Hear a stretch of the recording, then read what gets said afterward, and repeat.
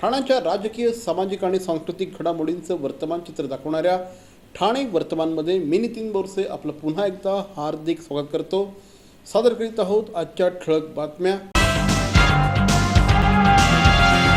राष्ट्रवादी काँग्रेसच्या सुसज्ज अशा कार्यालयाचं उद्घाटन उपमुख्यमंत्री श्री अजितदादा पवार यांच्या हस्ते ठाणे शहरामध्ये होईल अशी माहिती आज घेण्यात आलेल्या एका पत्रकार परिषदेमध्ये राष्ट्रवादी काँग्रेसचे गटनेते श्री नजीब मुल्ला आणि राष्ट्रवादीचे प्रदेश प्रवक्ते आणि ठाणे अध्यक्ष श्री आनंद परांजपे यांनी दिली आहे। राष्ट्रवादी काँग्रेसच्या कार्यकर्त्यांना एक सुसज्ज अशा प्रकारचं ऑफिस ठाणे शहरामध्ये हवं अशी सातत्याने मागणी होत होती। त्या मागणीच्या अनुषंगाने आता हे ऑफिस ठाणे शहरामध्ये सुरू करण्यात येणार असल्याची माहिती देखील श्री नजीब मुल्ला यांनी दिली। यावेळेस श्री नजीब मुल्ला यांनी जर पक्षाने संधी दिली तर कळवा मुंब्रा विधानसभा मतदारसंघातनं आपण निवडणूक लढवण्यासाठी तयार आहोत अशी माहिती देखील दिली। एक प्रकारे नजीब मुल्ला यांनी थेट विद्यमान आमदार श्री जितेंद्र आव्हाड यांना आव्हान दिलं आहे असं म्हटल्यास चुकीचं ठरणार नाही।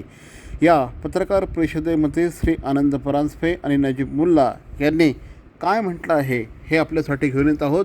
जसंच्या तसं आधीच्या कार्यालयात आता कारभार चालणार नाही, नवीन कार्यालय उद्या सुरू होते, कशा प्रकारे ते सर्व असणार आहे? मी सर्वप्रथम सन्माननीय अध्यक्ष माजी खासदार परांजपे साहेबांचा आभार व्यक्त करतो। त्यांनी जे 2 वर्षापूर्वी माझ्याकडे इच्छा व्यक्त केली होती की पक्षाला बिंदास स्वतःच्या विचारांनी कुठलाही दबावाखाली न काम करण्याची संधी उपलब्ध करण्यासाठी आपल्याला या कोंबडीचा पिंजरा 250 फुटामधून चांगलं कार्यालय शिफ्ट व्हायला पाहिजे। त्या विनंतीला आज सोना करण्याची आम्हाला संधी उपलब्ध 27 तारखेला झालेली आहे। त्यांची इच्छा 2 वर्ष आधीची होती। आज देवाने ती संधी आपल्याला 27 तारखेला तर उद्घाटनाची दिलेली आहे, कारण हे कार्यालय पक्षाचं असेल। तिथे आमचे सन्माननीय महिला अध्यक्ष, सन्माननीय युवक अध्यक्ष, स्टाफ, कार्यकर्त्यांना बसण्याची मोकळी जागा असेल। पक्ष वाढवण्याचे काम करण्याची त्यांना मुभा असेल, इंडिपेंडेंट अथॉरिटी असेल। परांजपे साहेबांना तिथे खुर्ची खाली करण्याची, उठून दुसऱ्याला बसायची देण्याची गरज नाहीये। म्हणजे पक्षाला सांगायचं मी जागा दिली म्हणजे पक्ष माझ्या ताब्यात राहील, पक्ष वाढणार पण नाही आणि माझ्या प्रमाणेच चालेल। ही जी परंपरा होती ते परांजपे साहेबांच्या नेतृत्वाखाली त्यांच्या विचाराने मोडण्याचा काम आम्ही केलेलं आहे। म्हणून त्यांच्या नेतृत्वाखाली 27 तारखेला सन्माननीय उपमुख्यमंत्री आमचे नेते दादा तटकरे, दादांच्या हस्ते व तटकरे साहेब आणि इतर मान्यवरांच्या उपस्थितीत मी उद्घाटन करतोय। सर, संबंधित उद्घाटनाच्या ठिकाणी काही नगरसेवकांचा प्रवेश किंवा नगरसेवकांचे काय सांगतात? पण तो समजत नाही की आम्ही राष्ट्रवादी काँग्रेस पक्ष म्हणून कार्यालय उघडतोय।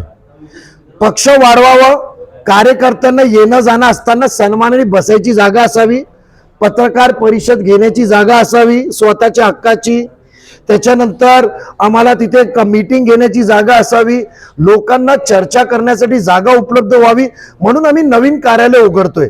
राष्ट्रवादी काँग्रेस पक्ष आमचाच आहे, सर्व नगरसेवक आमच्या सोबतच आहेत। सर, या अगोदरचं कार्यालय होतं त्यामध्ये तो कार्यालय व्यक्तिगत होता, तर टेम्पररी आम्हाला दिलेली त्यांनी जागा होती आणि तेव्हा ते नेतृत्व स्वीकारून ते स्वतःचा पक्ष त्यांच्याच ताब्यात ठेवण्यासाठी, म्हणजे ते कार्यालय पक्षाचं नव्हता। म्हणजे जोपर्यंत गणेश नाईक साहेब असायचे शेवटच्या काळात ते कार्यालयात आले नाही, डावकर साहेब जोपर्यंत होते ते कार्यालयात आले नाही, इतर किती मान्यवर होते ते कार्यालयात यायचे नाही मीटिंगला। त्याच्यामुळेच ते कार्यालयामुळेच तर राष्ट्रवादी कमकुवत झाली होती, लोक सोडून जात होते। म्हणून आम्ही अशी जागा दिलेली आहे का माणसाचा आवडो का नसो, पक्ष कार्यालय पक्ष म्हणून लोक तिथे बिंदास येऊ शकतात। म्हणजे नजीब मुल्लाशी कोणाचं जमत नसेल तर पक्षाची लांब राहणार नाही। पक्ष कार्यालय म्हणून नजीबला आवडो का नवरो, मी पक्ष कार्यालयात हक्काने जाऊ शकतो, त्याची मक्तेदारी नाहीये। हे आम्हाला चित्र निर्माण करायचं होतं, लोकांना मोकळा श्वास द्यायचा होता पक्षातल्या कार्यकर्त्यांना, म्हणून परांजपे साहेबांच्या नेतृत्वाखाली आम्ही तो कार्यालय उघडतो। जितेंद्र आव्हाड यांनी म्हटलेलं आहे की त्या मतदारसंघामध्ये 66 कोटी नगर विकासच्या माध्यमातून दिले गेलेले आहेत काही लोकांना, मला एकही रुपया मिळालेला नाहीये। दुसरं त्यांनी म्हटलेलं आहे की माझं राजकीय अस्तित्व संपवण्याचा प्रयत्न केला जातोय, दुसऱ्या लोकांना निधी देऊन, मला निधी न देता लायकी नसलेल्या लोकांना। असं आहे, राजकारणातले निवडून येणं हे एक प्रक्रिया आहे। प्रतिस्पर्धी कधी पण असतात आणि प्रतिस्पर्धी आणि ते खेळीमध्ये तुम्ही त्या खेळात रमलेले होते एवढे वर्ष, तुम्ही जी खेळ केली आज तुमच्या अंगावर आल्यानंतर रडायचा डाव कशाला करायचं? आणि निधीच्या बाबतीत लोकप्रतिनिधीचा हक्क आहे का राजकीय सिस्टम मध्ये नगरसेवक असतात, आमदार असतात, खासदार असतात, विधान परिषद सदस्य असतात, राज्यसभा सदस्य असतात. जास्त लोकप्रतिनिधीची जबाबदारी असते आपले विकास कामं करत असताना त्या लोकप्रतिनिधींची कॉन्टॅक्ट करून त्यांच्याकडे असलेला निधी उपलब्ध करून द्यावं. वारंवार मी म्हणे तो कायदा माझा मतदारसंघ मी परांजपे साहेबांच्या नेतृत्वाखाली मी संपवलेला आहे. आम्ही म्हणून आता सर्व वावरतोय. आम्ही म्हणजे एकमेकांची चर्चा करून आणि नगरसेवकांनी पहिल्यांदा हिम्मत करून आपल्या प्रभागात गरजेची विकास कामं, ठेकेदाराला पाहिजे असलेली विकास कामं नाही, नागरिकांच्या हिताची विकास कामं मागणी केली. त्यांचे खासदार आहेत श्रीकांत शिंदे साहेब आणि ते खासदार आहेत, निवडून आले. त्यांचं क्षेत्र ते क्षेत्र आहे त्यांचं, तिथे त्या नगरसेवकांनी मागणी केली आणि विशेष बाब म्हणून श्रीकांत शिंदे साहेबांनी 66 कोटी रुपये कळवा मुंब्रा विधानसभेला, म्हणजे त्यांच्या विधानसभा ते त्यांच्या लोकसभेच्या क्षेत्रात येते, त्यांनी त्यांच्या क्षेत्रात निधी आणला आणि नगरसेवकांना दिलं. तर त्याच्यात ते लायकीचे नाही हे उद्गार काढणं चुकीचं आहे. त्याच्या बाबतीत आम्ही निषेध करतो की लोकप्रतिनिधीचा आम्ही अवमान सहन करणार नाही. आणि त्या बाबतीत ते म्हणतात रडीचा दावा आहे की माझा 1 रुपया निधी उपलब्ध होत नाही. एवढे वर्ष अजितदादांनी 22 कोटी रुपये निधी दिला.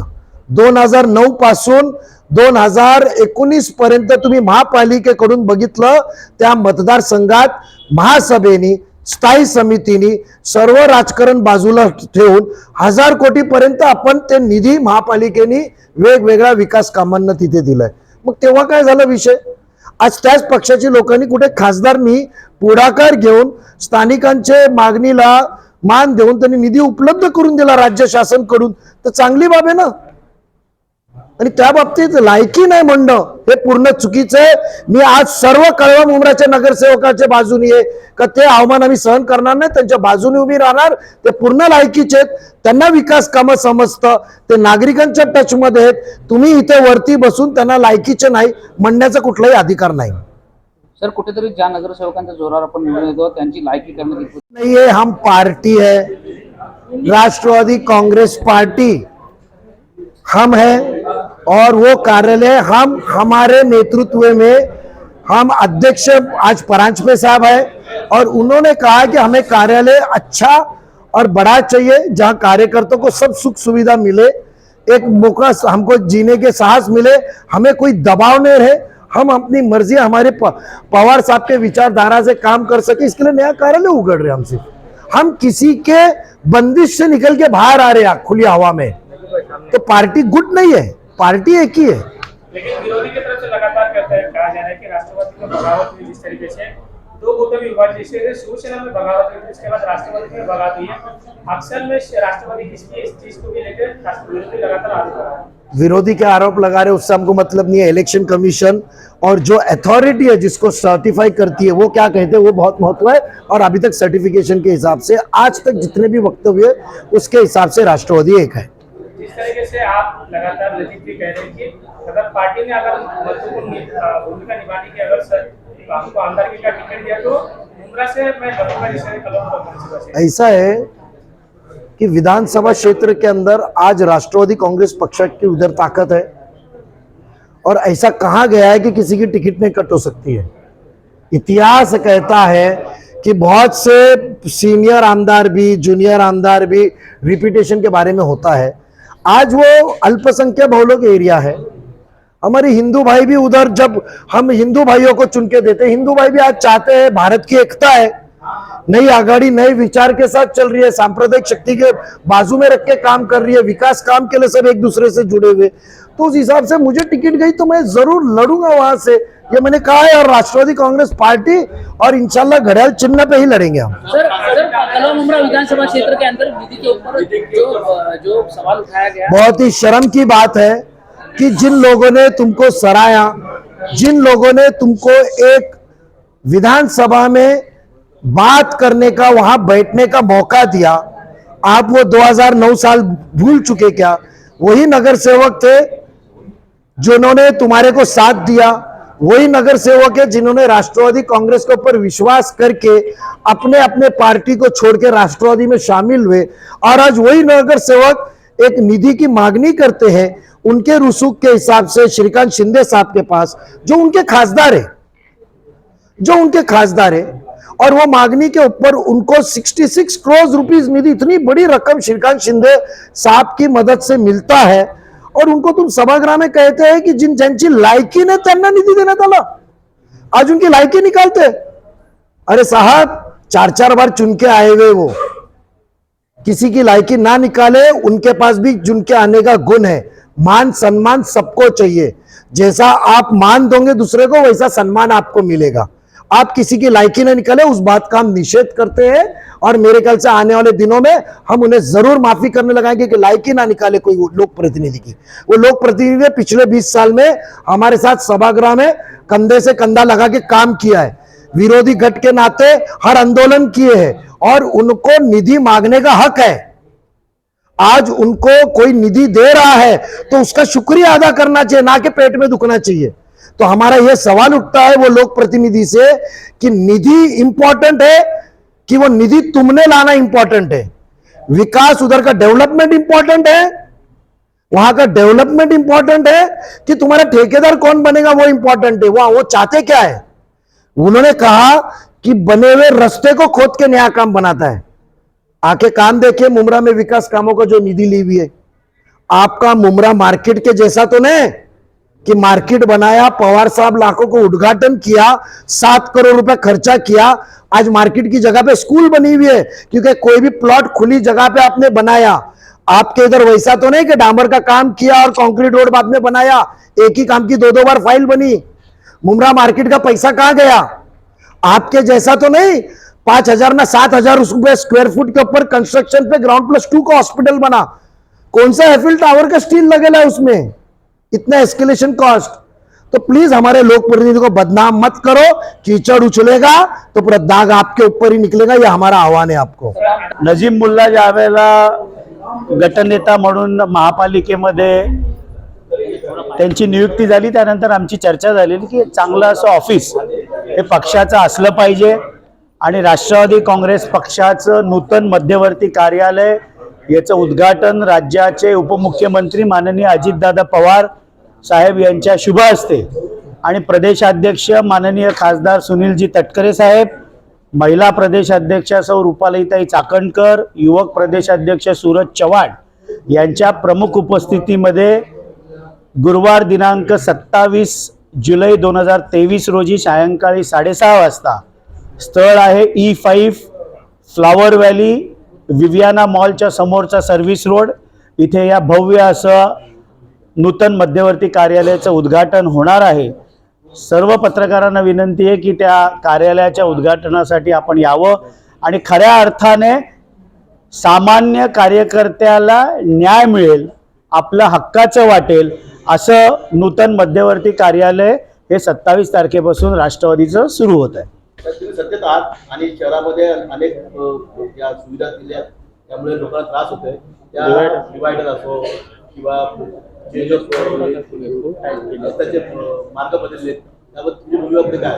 नाही, माझा तर स्पष्ट आरोप आहे की मी पहिल्यांदा असं DCP ट्रॅफिक बघितला की ज्यांनी संपूर्ण जुनं ठाणं असेल, पोखरण रोड 2 असेल, एक्सप्रेस वे असेल, विवियानाच्या समोर लावलेले डिवायडर असतील, माझीवड्या ब्रिजच्या अलीकडे लावलेला हाईट रिस्ट्रिक्शनचा असेल, त्यामुळे कॅडबरी सिग्नल जॅम होतो। गोखले रोडला तुम्ही डिवायडर लावलात, आंबेडकर रोडला रोज तिथे डिवायडरवर ॲक्सिडेंट होत आहेत। त्यामुळे आमचा युवक अध्यक्ष वीरू वाघमारे हा लवकरच DCP ट्रॅफिक यांना भेटून निवेदन देणार आहे। त्यानंतर आम्ही महापालिकेचे आयुक्त अभिजित बांगर यांची देखील भेट घेणार आहोत, आणि जर ही ट्रॅफिकची समस्या सुटली नाही 7-8 दिवसामध्ये तर JCB लावून आम्ही ते डिवायडर उखडून लावू। आम्ही जरी महायुतीमध्ये सत्तेत असलो तरी ठाणेकरांना होणाऱ्या त्रासाबद्दल, या ट्रॅफिकच्या समस्येबद्दल आम्ही आवाज उठवणार, ही आमची राष्ट्रवादी पक्षाची स्पष्ट भूमिका आहे। ठाणे शहरातील वाहतूक सुरळीत व्हावी या दृष्टिकोनातून वाहतूक विभागाच्या वतीने शहरामध्ये ठिकठिकाणी डिवायडर टाकण्यात आले, मात्र हे डिवायडर टाकल्यानंतर नागरिकांची प्रचंड मोठ्या प्रमाणामध्ये गैरसोय होत आहे. त्याचप्रमाणे गाड्या डिवायडरवर चढण्याचं प्रमाण देखील मोठ्या प्रमाणात वाढलं आहे.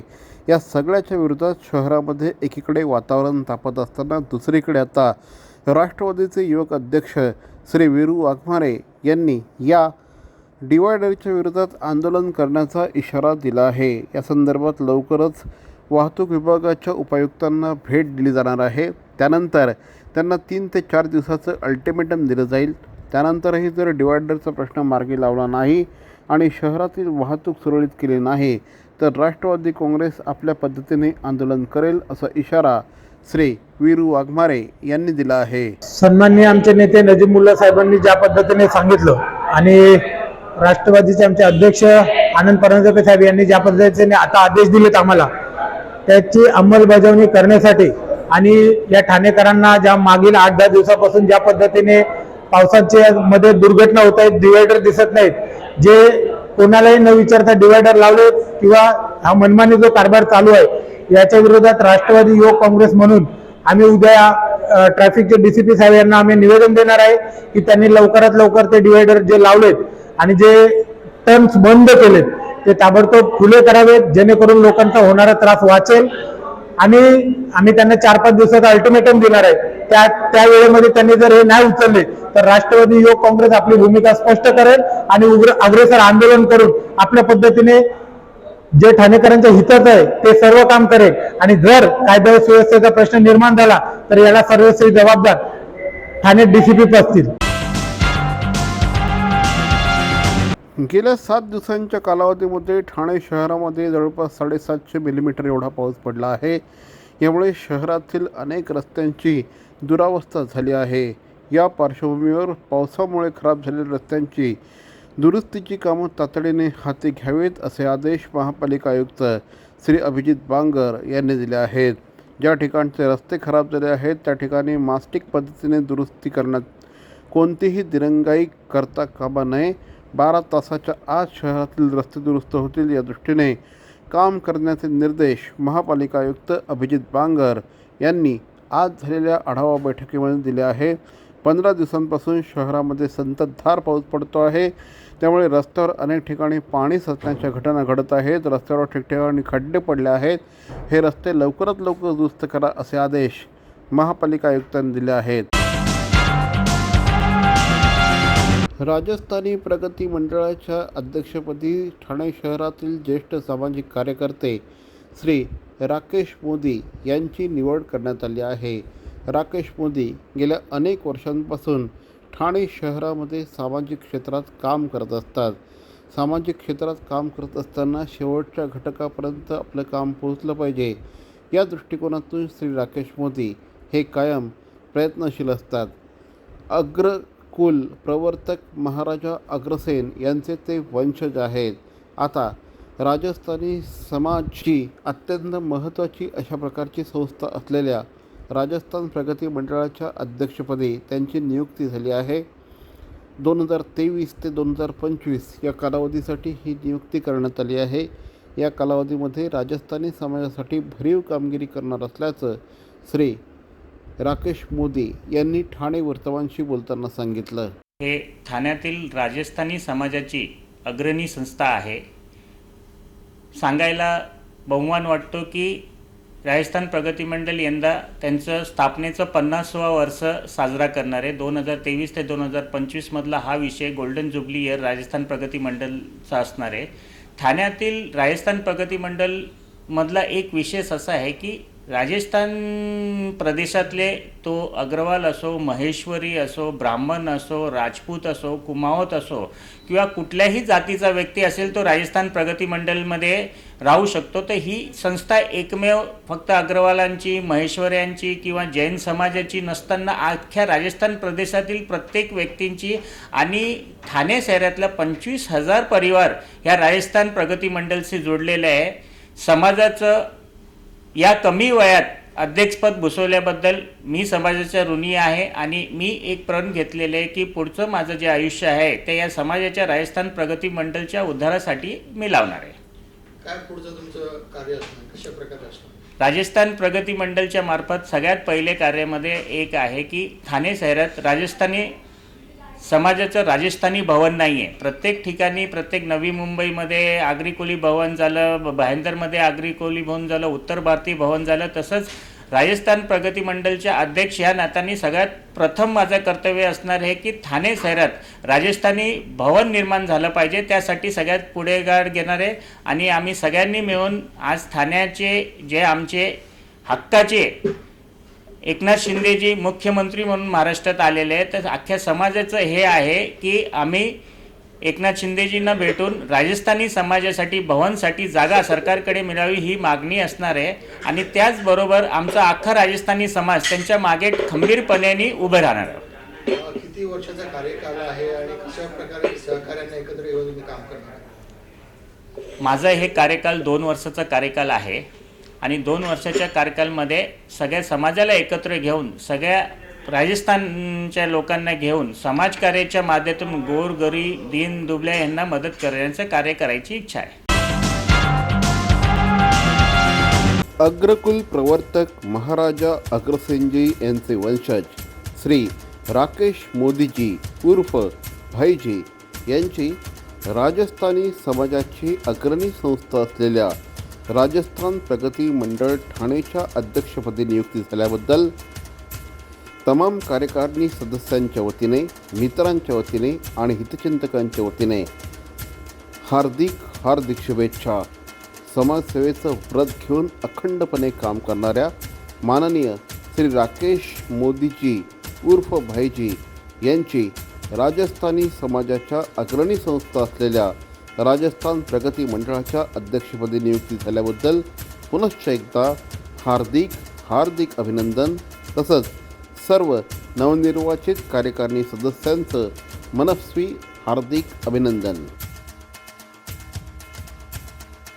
ब्लेज डिझाईन स्टुडिओ ठाणे सादर करीत आहे ब्लूम सोल्युशन सेंटर. आपलं घर आणि आपल्या किचनला अधिकाधिक सुंदर, आकर्षक आणि परिपूर्ण करणारं, आंतरराष्ट्रीय दर्जा जपणारं प्रीमियम फर्निचर ब्रँड आता आपल्या ठाणे शहरामध्ये ब्लेज डिझाईन स्टुडिओ ठाणे सादर करत आहे bloom solution centre. Luxurious premium किचनचं दुसरं नाव ब्लेज डिझाईन स्टुडिओ ठाणे. संपर्क 9987334344. Blaze design studio, Mohan mill compound near Nexa Maruti Suzuki showroom, R mall, Ghodbunder road, Thane west. नक्की संपर्क साधा. आपल्या पाल्याचा सर्वांगीण विकास घडवायचा आहे. जागतिक स्पर्धेत आपल्या पाल्याला अग्रेसर ठेवायचं आहे. शिक्षणाचं बर्डन न वाटता शैक्षणिक आनंद लुटायचा आहे. मग आजच प्रवेश घ्या Indoscot Global School, Ram Maruti road, Thane. इथे घडवला जाईल आपल्या मुलांचा सर्वांगीण विकास. इथे घडवले जातील समर्थ भारताचे सुजाण नागरिक. Indoscot School, Ram Maruti road, Thane. Call 02225425555 आणि 9867507555. इंडोस्कॉट्स ग्लोबल स्कूल. TJSB सौर शक्ती कर्ज. Go green. करा वीज बिलावर बचत. आकर्षक व्याजदर, 84 महिने परतफेड कालावधी, 80% लोन. व्यावसायिक आणि उद्योजकांकरता सुद्धा. अधिक माहितीसाठी तुमच्या जवळच्या शाखेला भेट द्या किंवा संपर्क साधा 1800223466 आणि 180026634666.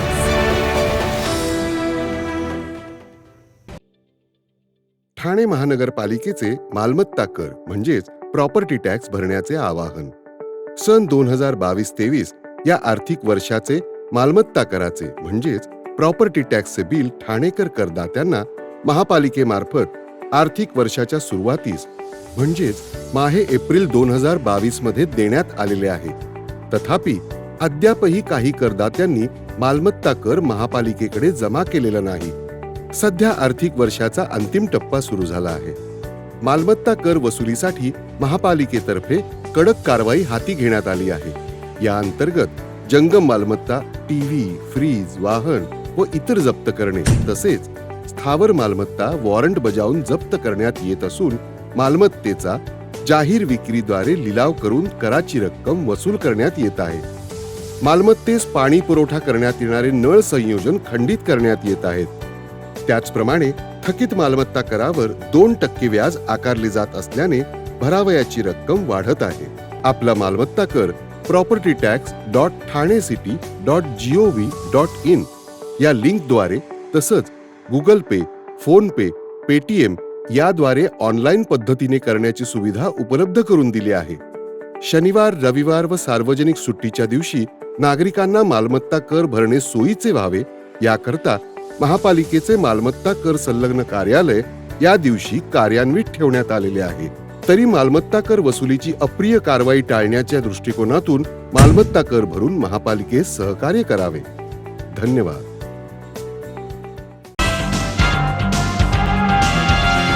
ठाणे महापालिका कार्यक्षेत्रात निसर्गाचा समतोल साधण्याच्या दृष्टिकोनातून वृक्ष लागवड करण्यात आली आहे. त्यापैकी रस्त्याच्या दुतर्फा असलेल्या वृक्षांच्या सभोवती असलेले सिमेंट कॉन्क्रीट निष्कासित करावे असे आदेश उच्च न्यायालयाने दिले आहेत. या पार्श्वभूमीवर महापालिका आयुक्त अभिजित बांगर यांनी बैठक घेऊन महापालिका कार्यक्षेत्रातील सर्व रस्त्यांवर सर्वे करून झाडांभोवती असलेल्या कठड्यांचं डिकॉन्क्रिटायझेशन करून तसा प्रभाग समिती निहाय अहवाल द्यावा असं आदेश महापालिका आयुक्तांनी दिले आहेत. आगामी 25 जुलैपर्यंत हा अहवाल सादर करण्याचे आदेश देखील महापालिका आयुक्तांनी दिले आहेत. ठाणे शहरामध्ये लता मंगेशकर संगीत विद्यालय उभं राहणार असल्याची माहिती आमदार प्रताप सरनाईक यांनी दिली आहे. महापालिका प्रशासनाकडनं 25 कोटी रुपयांचा निधी त्यासाठी मंजूर करण्यात आला आहे. पुढील महिन्यांपासून या कामाला सुरुवात होईल असं श्री सरनाईक यांनी म्हटलं आहे. गाणं कोकिळा लतादीदींचा ठाणेकरांना सहवास कमी लाभला. स्वर्गीय वसंत डावखरे यांनी 1988 साली ठाणे शहरामध्ये लतादीदींचा सन्मान केला होता. त्यानंतर 24 एप्रिल 2011 रोजी दीनानाथ मंगेशकरांच्या पुण्यतिथीच्या निमित्ताने सेंट्रल मैदानात आमदार प्रताप सरनाईक यांनी शिवगौरव पुरस्काराच्या निमित्ताने लतादीदींचा सत्कार केला होता. आता ठाणे शहरामध्ये लतादीदींच्या नावाने संगीत विद्यालय सुरू करून एक प्रकारे लतादीदींना ही श्रद्धांजली असल्याचं श्री सरनाईक यांनी म्हटलं आहे. त्यासाठी 25 कोटी रुपयांचा निधी मंजूर करण्यात आला असल्याची माहिती देखील श्री सरनाईक यांनी दिला आहे. या संगीत विद्यालयाचा डिझाईन देखील तयार करण्यात आला आहे.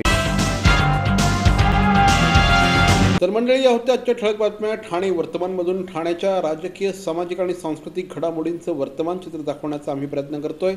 अर्थातच आपल्या सहकार्याची गरज आहे, तेव्हा आपल्या सूचना आणि समस्या आम्हाला जरूर कळवा. आमचा पत्ता ठाणे वर्तमान, Dadoji Konde stadium, shop number 16, Khatan road, Thane पश्चिम. दूरध्वनी क्रमांक 9820939420. तर मग पुन्हा भेटू उद्या याच वेळी याच ठिकाणी ठाणे वर्तमानमध्ये. तोपर्यंत धन्यवाद. जय हिंद, जय महाराष्ट्र.